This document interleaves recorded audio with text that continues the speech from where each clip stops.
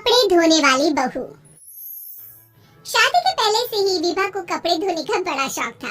कभी नल के नीचे तो कभी तालाब के पास। अरे मेरी नीली वाली लुंगी नहीं दिख रही है। विभा की अम्मा कहाँ रखी है लुंगी? अरे वो तो विभा ने परसों ही धोकर रखी थी आपकी अलमारी में। देखो वही होगी। वो ना मैंने आज धो दी, मुझे लगा कि गंदी हो गई होगी। अरे कैसे गंदी हो गई थी? उसे तो मैंने पहना भी नहीं। हे भगवान, इस लड़की के कपड़े धोने की आदत से परेशान हो गया हूँ मैं।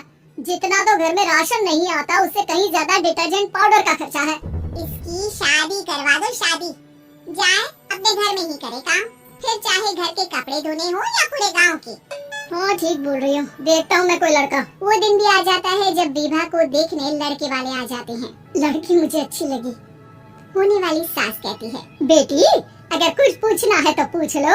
वैसे तो हमारी लड़की बहुत ही शर्मीली है, जो बोल दो वो मान लेती है, इसे क्या पूछना होगा। अरे कैसी बात कर रही हो माँ, मुझे इन लोगों के घर रहना है, सवाल तो कई है। हाँ हाँ बेटा पूछ लो ना, क्या पूछना है। आप लोगों के घर कपड़े कौन धोता है? सास का मुंह बन जाता है। देखो अगर तुम ये कहना चाहती हो कि तुम्हें कपड़े धोने नहीं आते तो सुन लो, कपड़े मैं ही धोती हूँ, लेकिन तुम्हारे आ जाने के बाद मैं रुमाल तक नहीं धोऊंगी। अरे चुप रहना भाग्यवान, बहू बेचारी घर आई नहीं, उसे डराना शुरू कर दिया। वो क्या है ना बिटिया, अभी तक तो ये कल्लू की माँ ही धोती थी, लेकिन अब तुम्हारे पापा तो दहेज में वॉशिंग मशीन देंगे ही। तभी विभा की माँ बोल पड़ती है, सवाल भी पूछा तो क्या। वैसे भाई साहब, मशीन की तो फिर भी कपड़े धोने की कैपेसिटी होती है। मतलब जो बिटिया दे रहे हैं ना विभा, इसे कपड़े धोने का बहुत शौक है। ये आप लोगों की क्या आस पड़ोस गांव मोहल्ले सबके कपड़े धो दे और उफ तक ना करे। बाहर देखा नहीं आपने कितने कपड़े सूख रहे हैं? सब हमारी बिटिया ने ही तो धोए हैं। बस भी करो ना माँ, शर्म आ रही इतनी तारीफ सुनकर। और तो और एक दाग निकाल कर दिखाओ तो मान जाओ। हाँ अच्छा माफ करना बेटा, मैंने गलत समझा। हमें तो रिश्ता बहुत पसंद है। और ऐसे जुड़ जाता है रिश्ता कपड़े धोने का शौक रखने वाली विभा का। उसकी शादी हो जाती है कोयला फैक्ट्री में काम करने वाले कल्लू के साथ। शादी के बाद अचानक विभा चिल्लाती हुई सास के पास आती है, सासू माँ, अरे सासू माँ कहाँ है आप? ये तो धोखा है, धोखा दिया आप लोगों ने मुझे। इसे ससुर के चक्कर के बारे में पता चल गया। अरे तो उसमें तुझे क्यों धोखा मिला है? अरे नल में पानी नहीं आता, कपड़े कैसे कब धुलेंगे? अच्छा तू पानी नहीं आ रहा उसकी बात कर रही है? तो आपने क्या सोचा? कुछ नहीं। अच्छा तेरी माँ ने कहा था कि कपड़े धोने का शौक है, तुझे याद आया मुझे। शौक बोलकर कपड़े धोने वाले मेरे जुनून को कम ना आके सासू माँ, कपड़ा धोना मेरा गुरूर है। तभी पति भी वहाँ आ जाता है। अभी मैंने इसे सनी देओल की फिल्म दिखाई है, उसी के डायलॉग मार रही है माँ। अच्छा सुन, साफ बता रही हूँ, पानी सुबह 4 से 6 और शाम को 10 से 12 आता है, समझी? विभा टाइमिंग सुनकर हैरान हो जाती है। ये क्या भूतों का मोहल्ला है? सुबह 4 बजे उठकर कौन कपड़े धोता है? 4 बजे टंकी में पानी जाता है, फिर सारा दिन धोना ना, किसने मना किया? अरे कैसे बात कर रही है? 200 लीटर की टंकी में कितने कपड़े धो लूंगी मैं? सुबह ही उठ जाऊंगी मैं। अब क्या था, विभा सुबह 4 से लेकर रात के 12 बजे तक कपड़े ही धोती रहती।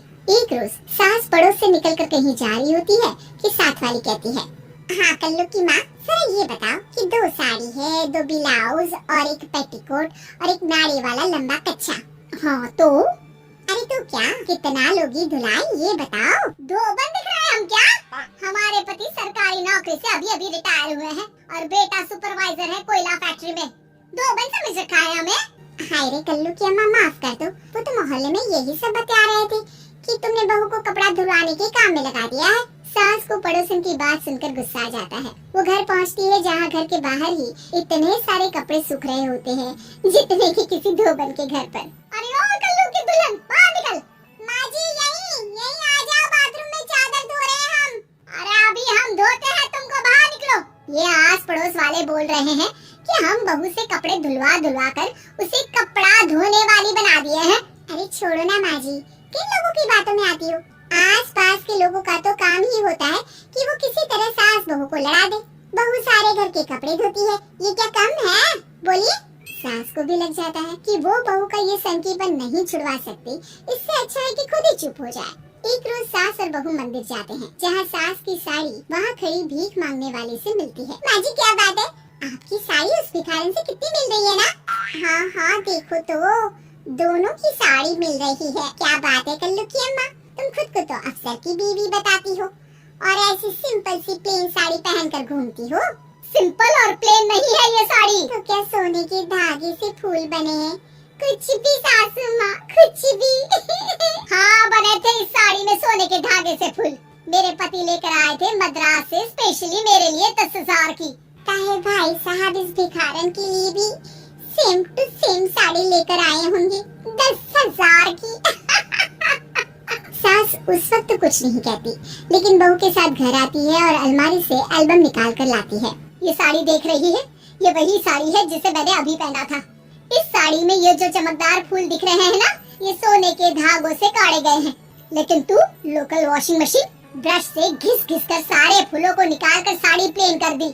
मुझे माफ कर दीजिए सासू माँ। और तो और जब मैंने तुझे तेरी गलती के लिए कुछ नहीं कहा, लेकिन तूने तो सबके सामने मेरा मजाक ही बना दिया। क्यों? बहू को समझ में आ जाता है कि अब से उसका कपड़े धोना बंद।